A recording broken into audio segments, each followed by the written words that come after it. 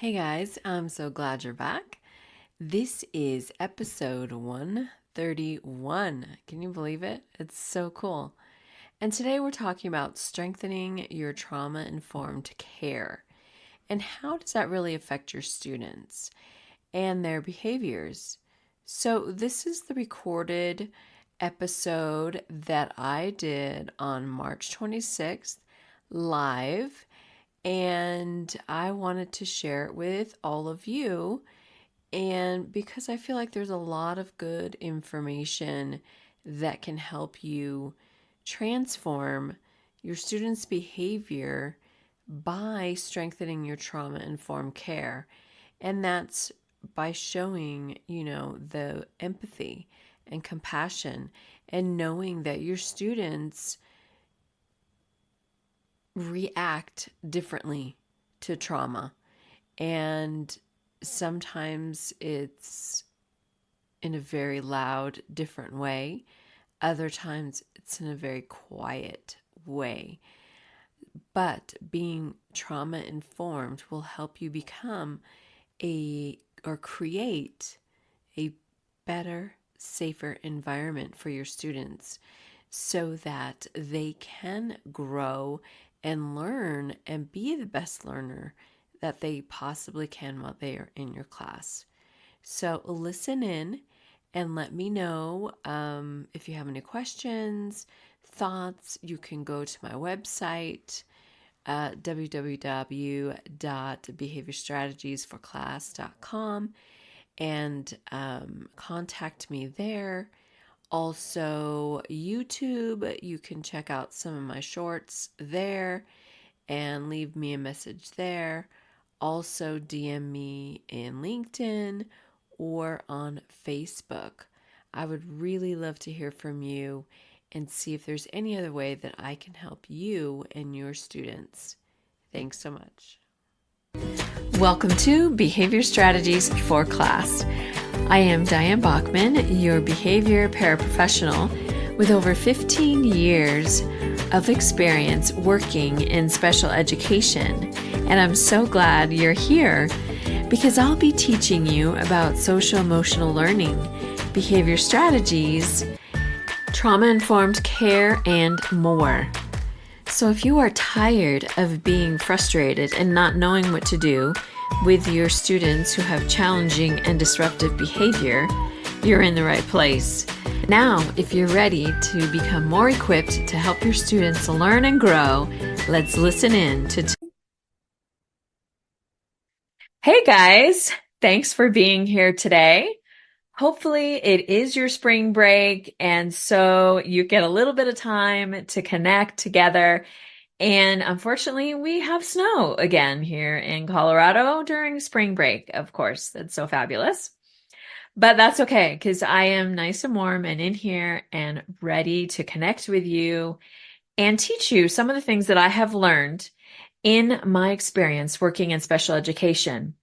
And so let me introduce myself. I am Diane Bachman, and I am a behavior paraprofessional right now, like I said, with over 15 years experience in special education. And I have really worked with kids pretty much my whole life, working in children's ministry at my churches, doing Awana, volunteering in PTA in California when my kids were younger. And so it has been a journey and continues to be a journey because right now I am in a behavior program where I work with students who have had challenging behaviors, mostly because of traumatic events in their lives. And so we teach them behavior strategies, coping skills, and also help them with their academics. And so that is definitely something that I continue to learn on how to help these students be successful as much as possible. Because as you can imagine, students who have traumatic events that are dealing with them now, they're not really thinking about school and how they need to be doing their work. They have a million other things on their minds. So we help as much as we can get them focused, doing their best, and getting them back into their gen ed class and back to learning. So over the years, I have had teachers, educators ask, how can we help this student who struggles with this? And so I've kind of compiled some of the information and experiences that I have worked with through the years, sorry, in special education. And I want to help you so that your students can become more engaged in their learning and you will have to deal with less disruptive behavior. So that's a little bit about me. So one of the areas I talk about is laying that foundation in your classroom. Now, I know it's near the end of the year and you guys have pretty much already laid the foundation, but if you're at spring break, coming back from spring break is a great time to kind of readjust, calibrate those expectations in your class, those foundations. Are there places where you can tweak a little bit or maybe get a little more clear? Or maybe there's something over here you don't need as much anymore. Your students know what to do. So laying that foundation is really key. And again, like I said, tweaking it, I'm sure as you've done probably over this year, adjusting things here and there is a great way to just establish the tone in your classroom. And that's by the way you greet your students in the morning. I've been in some schools where they greet them just coming or at the door. So before they even get into the classroom, they're, given a high five. And some of them have posters on their doors. Um, with a high five, a smile, elbow bump, sometimes a kick bump, all these different ways to greet, side hugs, whatever works for you and your students, I think is so great to see students be happy to be in the class. Then there's another teacher I've worked with, and he's always has something crazy going on in his class. He would either have like the weekend's race or the weekend's game that was on, or he gives the kids nicknames and he greets them that way. So he really created a family fun atmosphere. Now, granted, he's not the most neat and organized person, but kids obviously don't really care about that. But, it's what works for you. And so that works for him. And so he sets the tone in his class. When his students come in, like they are excited, they're happy to be there. They're not really sure probably what to expect that day. What game are they going to play? He gets out there and plays with them at recess. I mean, he really does all of the things. And that is part of building that connection, laying that foundation. And so another way to help lay that foundation, or adjust if you need to, is your body language, your tone of voice. I know those make a difference. And sometimes we don't realize like we're coming off like, we're in somebody's face when we don't realize it. And so we just need to be more aware of how are we approaching an escalated student? How is our tone of voice? Are we screaming back at them because they're screaming at you? Are we, I don't know, even just folding our arms, like we could really care less what you're saying right now because you should be working. And I get that. But to keep that opening of relationship, we don't want to be, so defensive. We talk a lot about a supportive stance through CPI, NCI, whatever it's called where you are, in learning that nonviolent crisis intervention. And they talk a lot about having a supportive stance. So you're not always squared off with the student. You're kind of at an angle and you're letting them know, like, okay, I'm listening. Sorry, but I'm not here to fight you about it. because you feel challenged. If somebody's up in your face and they're squaring off with you, you feel challenged. And so we don't want that because that raises that student's alert. And so they are ready to fight and they're not going to listen to you and they're going to shut down. We've had students that just shut down. Some students just walk out of the room. Some students, they dump over their desk before they leave the room or maybe push over their chair, whatever it is. We don't want to escalate the situation. So your tone of voice and your body language really helps set the tone in your classroom. And, maybe it's not the time to interact.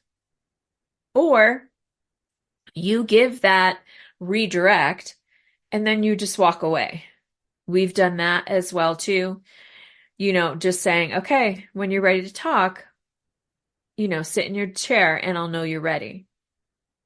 Or, if they need a break, then you need to tell me you need a break. Or if you have a calm corner or a quiet corner, you can just say, hey, you can go over there. You can go to the quiet corner and walk away. Sometimes it's just giving a simple redirect and no engagement, and you're moving on to whatever else you were doing. Because it's hard, I know, because they're being disruptive and you want to stop that disruption. But sometimes setting the tone and laying that foundation in your room is letting them know, like, it's not always going to be appropriate for me to stop and have this full-on conversation about whatever it is that you're upset about. We have to move on, but know that I see you and, we can talk later or whatever it is. Other times I have seen teachers that they do stop and they do talk to that student. And most of the time, at least by this time in the year, the students know who are those other students that are struggling. And so if the teacher stops and talks to that student, then they know, like, I could get my book out now. Of course, they do talk to each other too, but they don't go out of control. They know when that teacher is done talking to that student that they'll be right back to work. So it's what works for you. What is the foundation that you have in your class? What works in your class with your students? Because you want to be consistent and you want to lay the foundation so they know the expectations in your class. Because that is laying that groundwork. And I know for the most part you have already done that. But like I said, now is a time to readjust, look at it again. Are there expectations we need to change? Do we need to add some? Do we need to take some away? You know your students pretty well by now and what works for them. So definitely looking at the foundations and expectations you have in your class is a great time to do that now. So another way that you can help your students become more engaged is by using and engaging 5 core behavior strategies. So I'll just name them off and then we'll go through them again. And yes, I'm looking at my cheat notes. Number 1, again, is holding to the expectations that you have in your class. Number 2 is doing a check-in or a check-out with certain students. Having praise and positive reinforcement, being proactive, having those things in place. And then 5, teaching that replacement behavior. Because once we get them stopping whatever it is they're doing, what do we want them to do? What should they be doing next? So, number 1, holding to those said expectations. This is really hard sometimes because, again, we just want them to stop that disruptive behavior. And sometimes we're like, okay, we can do, let's go do a break. Okay, let's get up and walk. We'll go do a break. You don't have to do any work. And of course, sometimes, yeah, that works and they're up and they're gone. Or one of my pet peeves is when somebody else, walking past us in the hallway, if our student is laying on the floor, and they just walk up and like, oh, you want to come to my office? Let's go play a game. And of course the student gets up and goes. Like that's not helpful. Yes, you got them off of the floor in the hallway. They're not hurting themselves. They're not hurting anybody else. And so now you've just taken away that expectation. Granted, we do have students, once they're back from whoever it was they were with, we do bring them right back to the expectation. So if they didn't finish their math, they're going to finish their math before they move on for their day. Before they even get back into their gen ed class, you're going to come and finish the math that you didn't do. Or writing, whatever it was that they were supposed to be doing, and then got interrupted by somebody else, we're bringing them right back to that expectation. And for the most part, at that point, they're fine. And, they finish the work in like 5 minutes. It's like, dude, you could have had this done and we could have avoided this whole thing. But, sorry, it is definitely holding them to that expectation. Because if we don't, then they know that they can get away with it. And so we have seen behaviors just increase and increase and increase because they're not held to the expectation and they have no consequence for their behaviors. And then people are like, well, I don't know why, like this is happening and blah, blah, blah. And it's like, well, you're not holding them to the expectation to what they should be doing. And granted, you may not be able to do that the whole time in your class, while of course you have 30, 20 other students that you need to be teaching. And so that's where we come in as support staff and other support staff in the school being able to come in and help with that student so that you can move on to teaching the rest of your class. So however you have the dynamics in your school, having that support staff, I'm sure is crucial to helping you be successful with all of your students. So number 2 is a check-in, check-out. And granted, this can be done with, again, other staff. If it's not, a good time for you. Like, I get it. You're doing your whole class. It may not be, I cannot think of the word. It may not be conducive of you to take the time to check in, go through, and this would be like their goals for the day, a behavior chart we have for our students where they earn points. Sometimes it's just, checking in and just talking to them. They don't have a behavior chart, but you know that this student may be struggling and their family is going through something.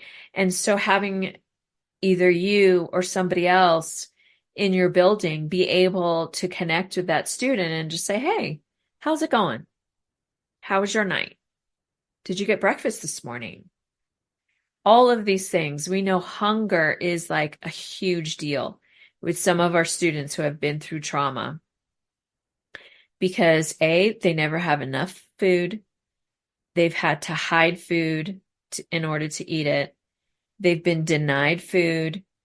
And so we hold no food over them at all.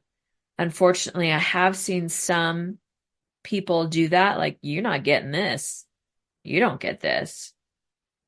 Ugh, that's not good. That's not the way to help your students learn the positive behaviors that they need. So you would usually, and especially if it's first thing in the morning when this student is struggling, it's always, have you had breakfast? And if breakfast is over in the school, usually we always have snacks in our class. I'm sure your school counselor probably has snacks. Sometimes the class teacher will have snacks. I'm sure somebody could find a snack, for that student.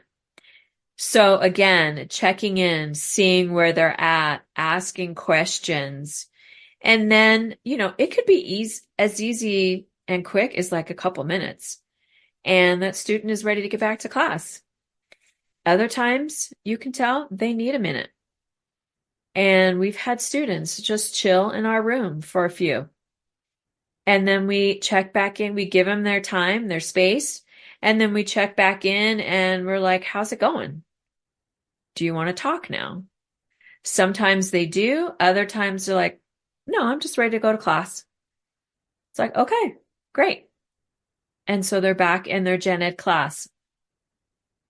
Other times, they may just be so upset that they're not going to talk for a while. Other times, we've had students, they're exhausted, they're tired, and they actually fall asleep.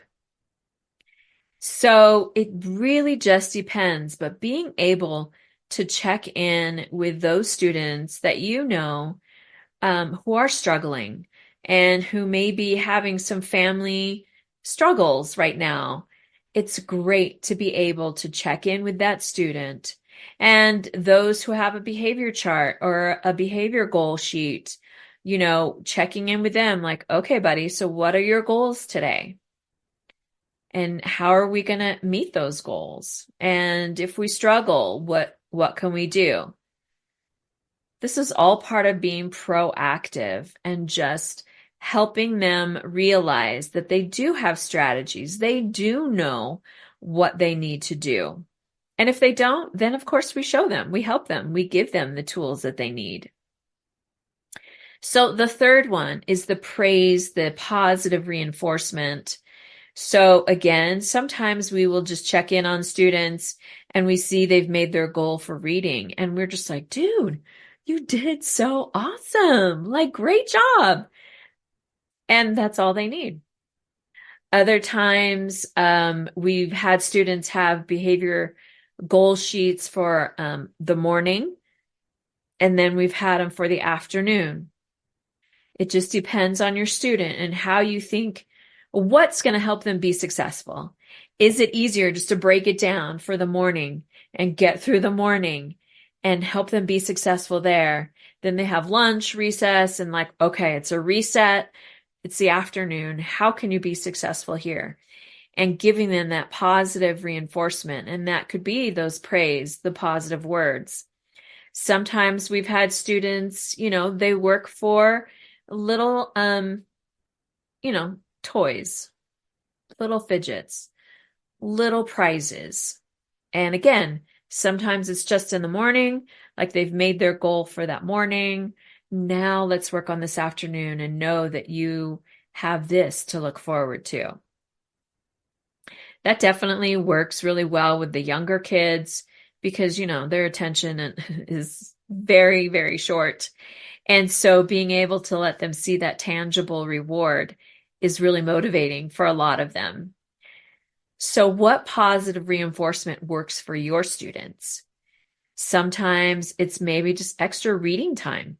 Like, we have amazing students who love to read. Or is it drawing? Maybe they just want some extra drawing time. If you're able to do an extra recess, for your whole class, sometimes that's a great incentive to help your students and their behavior by reminding them like it's the whole class that's going to be rewarded. Of course, I have seen the opposite where that student now is definitely pinpointed so that if they don't meet that goal, now everybody's like, oh, well, it's your fault. You did this. So, it's whatever you think would work for your class and motivate your students and to give them that positive reinforcement. It may not be the class as a whole. It may just be the individual that really needs it. So how are you going to positively reinforce your students' positive behaviors? So again, number 4 is being proactive.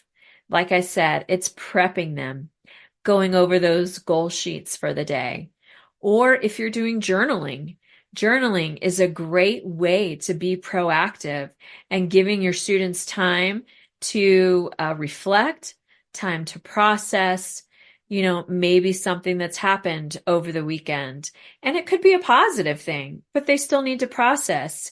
And sometimes I've seen teachers do journaling in the morning, just kind of a gratitude journal, or maybe go over what goals they want to do that day.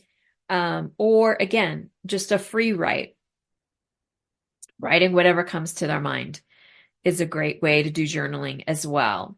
Or I've seen teachers do it at the end of the day, and they just write, how their day went, maybe what they learned that day or what they struggled with that day.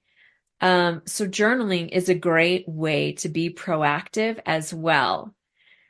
So number 5 is teaching those replacement behaviors. And a lot of that is modeled all day. I mean, you do this modeling behavior all day long with your students and the way you're interacting with everybody. And your students are watching. And I know sometimes we lose sight of that, but they are watching and they're taking notes. And our behavior team has done some modeling for some students, some classes, just the class as a whole. Like one of us would do the not appropriate behavior, and then the other one would model the appropriate behavior. And just really being clear on what we want our students to do and how we want them to behave. Because I think sometimes just a general, okay, be good, is vague. Like they're not sure. They don't know. I mean, being good, I guess, could mean different things. Who knows? So being really clear on teaching those replacement behaviors is really vital too, to helping them succeed and see, well, okay. And sometimes it's just a simple, like one of our students shouts out all the time. So we're just reminding him, dude, you have something to say? Just raise your hand. Raise your hand, keep it in, and wait until the teacher calls on you. Because that is a replacement behavior. So instead of automatically, saying what they just can't wait to say, we're trying to teach them, here's a replacement behavior. Raise your hand and wait to be called. And then again, the coping skill of if you don't get called on, because now they've done that behavior that we've asked them to do, but now they're still not getting called on. So now they're upset because nobody called on them. I raised my hand like you told me, we could go on and on, but it's giving them coping skills. So now, okay, you're right, buddy. She didn't call on you, but guess what? It's early in the morning. Like you still have all day to keep raising your hand. So eventually she will call on you. It's just not right now. And, it's everybody taking a turn, however you need to explain that to your students to help them be successful by teaching those replacement behaviors. And, it's just the little things, right? Sometimes we have students who've had pica, or they, where they just want to put everything in their mouth. They need to chew on something. They have to have something. And I'm sure some of you know they have necklaces that have like a fidget on there. It's like a silicone rubber thing, and students can chew on that instead. So they're not putting paper in their mouth, chewing up their pencils. Like I've seen that. Rocks. They chew on rocks as much as they can. So giving them, yes, we know they still have this sensory issue, but here's a replacement for you to chew on and get that sensory, but you're doing it in a more positive way where it's not going to be dangerous, that a student's going to choke on something else. So it could be that little. It could be whatever your students are struggling with, teaching them those replacement behaviors. Because when they learn those replacement behaviors, then they're going to be ready to be more engaged in their learning. And then that disruptive behavior lessens. And again, students who struggle with behavior, their behavior is never obviously going to be 100% perfect. We all have good days, bad days. But for the most part, as we teach them these tools and resources, they can learn to be successful and being the best learner that they can. So I just want to recap again. Let me just double check our time as well. So laying the foundation in your classroom, adjusting that foundation, coming back from spring break. Are there expectations you need to increase? Because now you've seen your students grow and they've met these. So let's kick it up a notch and be like, guess what, guys? This is what's needed now. So you need to work on this. That's really important too, because you're challenging them to continue to grow. So what foundations or what expectations in your foundation of your classroom can you adjust? Can you make better? Can you take away? How can you continue to grow your students in that way? And those expectations are, they're learning their social skills, the way they're interacting with each other. Those are all part of laying the foundation in your class. And then again, engaging in those 5 core behavior strategies is one, holding to those expectations. Whatever said expectations you have for your students at that time, holding them to it. Because that again is going to challenge them and cause them to grow. Number 2, doing that check-in and check-out. I don't think I really talked about check-out, but kind of the same. Checking out with that student. How was your day? Where did you struggle? What strategies could we have used here instead? Just again, another teaching moment for those students who need a little extra guidance. Giving them that positive feedback again, a positive reinforcement.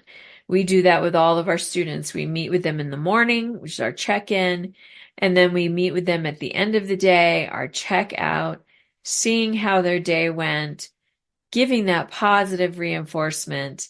They also get a tangible reinforcement, which they love. And so that really motivates and encourages them to continue in their behaviors. A side note, we have one student, he'll sometimes, depending on how he's doing, will come in and be like, well, today I'm not having a good day. And he's already made up his mind. He's not having a good day. He's going to struggle. I don't want to be in class. And so we're like, all right, it's going to be one of those days. Or sometimes he comes in and he's like, it's going to be a good day. Mom's promised me this or that. And so having parents as well come alongside you, as you know, just gives more reinforcement of what you are trying to teach as well. And so if they are able to follow through at home and give them positive reinforcement, I mean, that's just even better, I think, in some ways, because, one of our students, oh, I got to get a smartwatch, oh, I'm going to get a Nintendo Switch. Oh, I'm going to do, all of these things, yes, help, but in some ways, like they're not always going to be able to get those tangible rewards or reinforcement. So we want to show them like you're doing the right thing to do the right thing, or you're learning to be the best you can be because of, your future. And granted, a first grader isn't always going to be super excited about that chit chat, but, obviously we are trying to set them up for success for their future. And so laying the foundation, giving that positive reinforcement, doing the check-in, check-out, having, I think I said, holding to the expectations, being proactive um, beforehand. And that ties in with the check-in. If you see like he's already struggling, okay, so what can we put in place, buddy? How can we help you succeed? A lot of times when our students get dysregulated, we're like, what do you need? How can we help you? We want you to succeed. We want you to be back with your class. And granted, sometimes they do know, and it takes a little while for them to tell us. Other times we've had them say, I don't know what I need. All right, okay, I'll give you a minute. We can check back in. Other times they're hungry. Sometimes it's nice when it is an easy fix, because obviously we can't fix everything. We can't fix their family life. We can't fix what traumatic events they may be going through. We can't fix all those exterior things. But we can do as much as possible when they are in our care, in our building, in our school classroom. We can do as much as possible. And that's by getting these things in place and consistently showing up. And that's what you guys are doing. And you're doing amazing. And hang on. We're almost to the end of the school year. But again, thank you so much for being here. So, as you know, honestly, I am also here to show you that I do have some ways that we could work together in order to help your students succeed, in order to get your students more engaged, in order to lessen that disruptive behavior. And so I have a few plans coming out. I will share some more tomorrow, but one, I will have a monthly behavior chat that you can sign up for. I'm doing a 3-month behavior ally that you can sign up for. And then I'm also have a behavior partner that you can sign up for. And these are all different increments of time, whatever you feel you need to be supported, to get the experience and knowledge to help you help your students succeed. And I get it. Like, I totally understand, not signing up right away. I'm definitely one of those that like, let me check this out, find out a little bit more. And so I encourage you, listen in to my podcast, check out my website. I'm on all the social media platforms for the most part. So again, I want to encourage you. You're doing great. You're doing awesome. And if you do have any questions about any of this material that I just shared, please DM me in LinkedIn, Facebook. I do have a Facebook group you could join, Behavior Strategies for Class. And also email me, Diane at Behavior Strategies for Class. I would love to connect with you there and get any of your feedback. If you just have a comment you want to say, I would love to hear that. So thank you so much for. Well, guys, I never ended up doing my third day of live teaching because I came down with the flu, which, is fabulous again over spring break. But anyways, I wanted to let you know I am opening up my Become a Behavior Expert Masterclass only until this Friday, the 5th. And I'm looking for 3 people, a max of 3 people to sign up. And this is where you really learn to become the expert. You learn the tips and tricks to deal with any behaviors that your students come up with. You won't even blink at what's happening because you'll know exactly what you need to do. And if that strategy doesn't work, you know the next strategy that you can use. So I want to encourage you, check out Become a Behavior Expert Masterclass. Again, I gave you all the ways that you can contact me, ask any questions. I would love a chance to work with you and get those skills down even more in tune for you. And it is an individualized program, and it is customizable for you and your schedule. And however often you want to get together, we can work all of that out because I want it to meet your needs, your specific students' needs, and how can we help them succeed through the end of the year and into next year. So this is my 6-month program. Again, Become a Behavior Expert Masterclass is open today, and it will be only open until Friday, April 5th at midnight. The doors will close, and I can't wait to hear from you there. Also, I have another way that you can support me if you're interested and you don't want to commit to the 6 months. Like, I get that. You can just donate online, and I have a payment set up, and it's called Onlinepayment at Behavior Strategies for Class. And all you do there is just donate whatever amount of money you want to this program, to this podcast. I would really appreciate that as well.